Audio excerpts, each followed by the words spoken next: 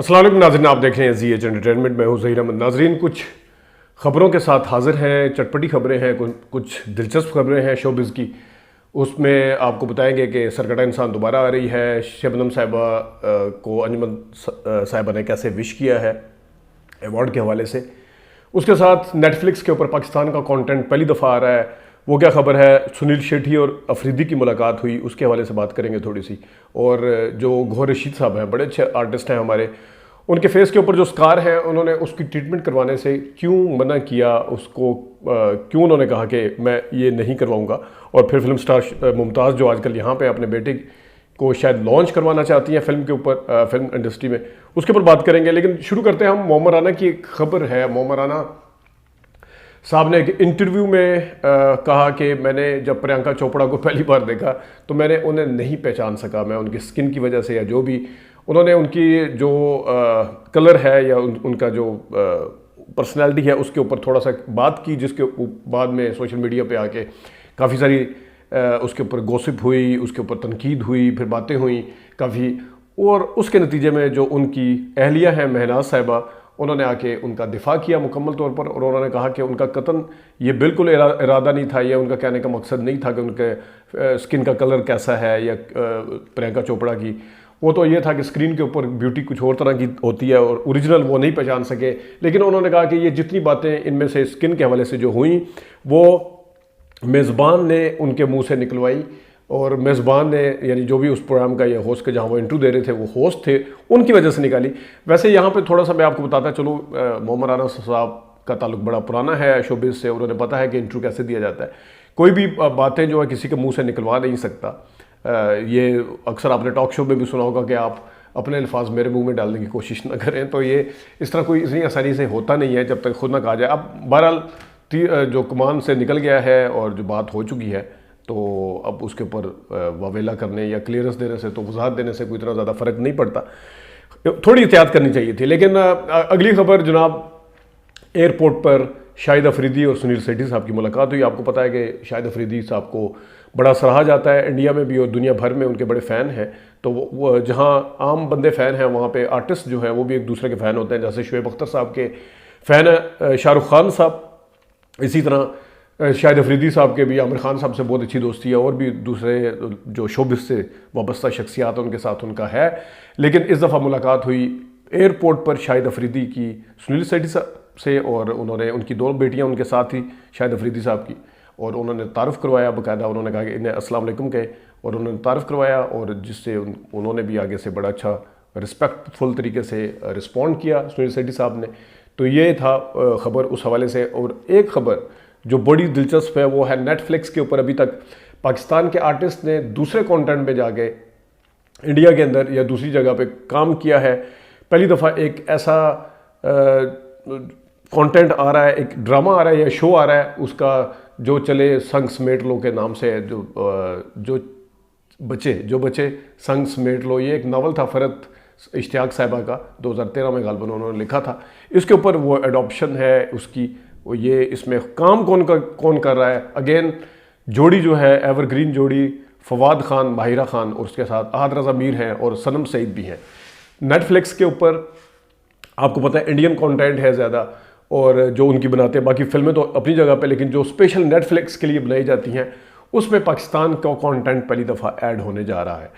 इससे जुड़ी एक और ख़बर है जनाब कि गौहर रशीद, जिन्होंने दिला जोड़ा मोला जोड़ा में बड़ा ज़बरदस्त किरदार अदा किया, और उन्होंने कहा वो कोई आम बंदा नहीं। उन्होंने कहा है, उन्होंने एक इंटरव्यू में बताया कि उनके फेस के ऊपर जो स्कार है, मैंने उनका खैर मन माइल मेरा पसंदीदा ड्रामा है, फिल्म में भी उन्होंने बड़ा अच्छा काम किया, बाद में भी उन्होंने अच्छा शॉर्टकट में भी आए थे, लेकिन उनके ड्रामे मैंने देखे हैं, जिंदों में भी आजकल आ रहे हैं। गौहर रशीद साहब बड़े ज़बरदस्त अदाकार हैं, माने हुए अदाकार हैं, और उनको एक्टिंग की जो स्किल्स हैं उनके बारे में पता है कि एक्टिंग कैसे की जाती है। वैसे शो पीस के तौर पे नहीं है, और शो पीस के तौर पे वो हो भी नहीं सकते, क्योंकि उनके स्कार के हवाले से काफ़ी बातें होती हैं।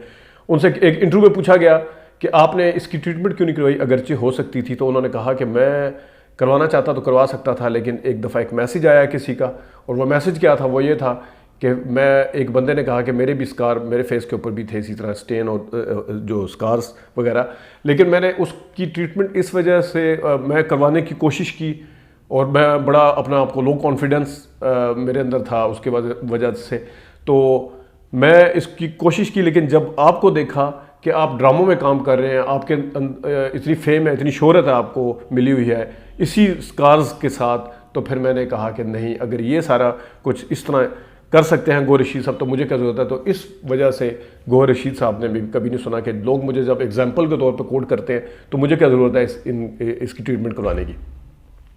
एक और ख़बर वो है फिल्म स्टार मुमताज़ आजकल यहाँ पे हैं, हमारी बड़ी मायानाज अदाकारा, बड़ी सीनियर अदाकारा, खूबसूरत अदाकारा, और वो आजकल ज़ीशान बारी मलिक के साथ यहाँ पे आई हुई हैं, जो उनका बेटा है।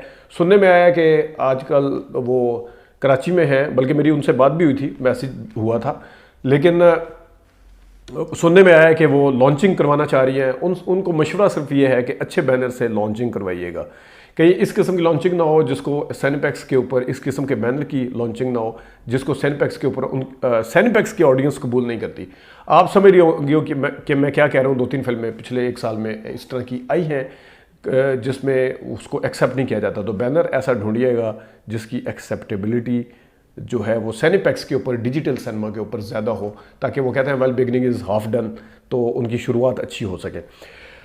एक और ख़बर, सरकटा इंसान 15 सितंबर से आ रही है। आप लोगों को याद होगा 90 की दिहाई में सईद रिजवी साहब जो कि मास्टर थे उस ज़माने में, कुछ टेक्नोलॉजी सिनेमा के ऊपर लेके आए, जिस वक्त पाकिस्तान के सिनेमा के इंडस्ट्री में बड़ी काल थी, बड़े कमी थी, और उनका मजाक उड़ाया जाता था सिनेमा पे अंदर जो फिल्में आती थी, ख़ासतौर पे जो साउंड इफेक्ट थे उनका, जो विजुअल इफेक्ट थे उनका मजाक उड़ाया जाता था। इन्होंने सबसे पहले 89 में एक फ़िल्म बनाई थी शानी के बाद तिलस्मी जजीरा आई थी या सरकटा इंसान आई थी, दोनों में से एक आई थी, लेकिन बिल तरतीब 3 फिल्में इन्होंने बनाई। और मेरी सईद रिजवी साहब से मैसेजिंग हुई, मैं तफसील पूछूंगा कि इसको किस फॉर्मेट के ऊपर लेके आए, इस फॉर्मेट पे लेके आ रहे हैं।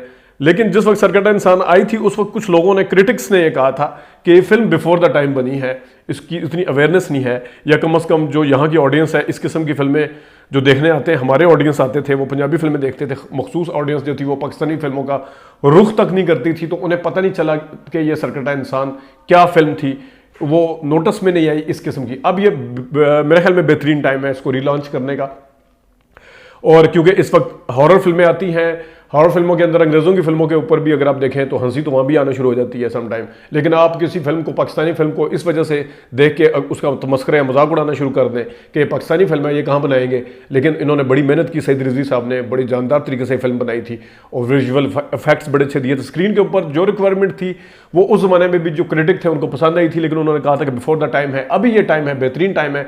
और मेरी सिनेमा गौर से भी गुजारिश है कि जहाँ वो हर रोज़ इंडिया की या कैनेडियन फिल्में देख रहे होते हैं या अंग्रेज़ी फिल्में देखते हैं, तो वो ज़रूर ये फिल्म को देखें। इसके अंदर गुलाम मोहुद्दीन साहब थे, बाबरा शरीफ थी, आसिफ खान साहब थे, और भी इसके अंदर काफ़ी सारे चेहरे आपको नजर आएंगे। लेकिन सईद रिजवी साहब से हम इसकी डिटेल पूछेंगे, फॉर्मेट बदला है, कलर ग्रेडेशन की है, अपग्रेड किया है, किस तरीके से इसको सैनिपैक्स के ऊपर लेके आया जा रहा है, कि क्या इस दूसरी फिल्मों से इसको जो टेक्निकली इसको किस तरह तब्दील किया है उन्होंने, इसके ऊपर ज़रूर बात करेंगे। एक और ख़बर आखिर में, शबनम को अवार्ड मिला, सितारा इम्तियाज़ मिला, उसकी अनाउंसमेंट हुई, उसके हवाले से हमने उनका इंटरव्यू भी किया, उन्होंने सबकी बात भी की थी। जो एक अदाकारा, हमारी बड़ी मायानाज पंजाबी फिल्मों की अदाकारा, हमारे पंजाबी सिनेमा की पहचान है वो अंजुमन साहिबा, उन्होंने उर्दू फिल्मों में भी काम किया, शुरुआत भी उर्दू फिल्मों से की थी। लेकिन उन्होंने जो मैसेज दिया, तो उस मैसेज में उन्होंने क्या कहा, शबनम साहिबा को अवार्ड मिलने पे उन्होंने कहा कि मुझे याद है जब आपने मुझे मुबारक दी थी, मेरे अवार्ड मिलने पे मुझे मुबारक दी थी जब पिछले साल अंजुमन साहिबा को मिला था। तो शबनम साहिबा का अंजुमन साहिबा का कहना था कि शबनम ने मुझे कहा था कि आप डिज़र्विंग हैं, आप मुस्तहिक हैं। तो मुझे फील हुआ था, मेरा दिल बड़ा बोझल था कि मैं एक ऐसे आर्टिस्ट जिनको अभी तक अवार्ड नहीं मिला, इनको क्यों नहीं मिला, इनको लाजमी अवार्ड मिलना चाहिए। तो वो इस दफ़ा उन्होंने अपनी मुसरत का इजहार किया, बड़ी खुशी का इजहार किया, उन्होंने बड़े खुले दिल के साथ और बड़ी खुशी के साथ। नाजरीन, ये कुछ खबरें थी जो कि आपसे शेयर कर दी थी। ड्रामा का रिव्यू भी पड़ा हुआ है, वो बाद में आप करेंगे। अभी तक के लिए इतनी अपना ख्याल रखिएगा, इजाज़त दीजिए, अल्लाह हाफ़िज़।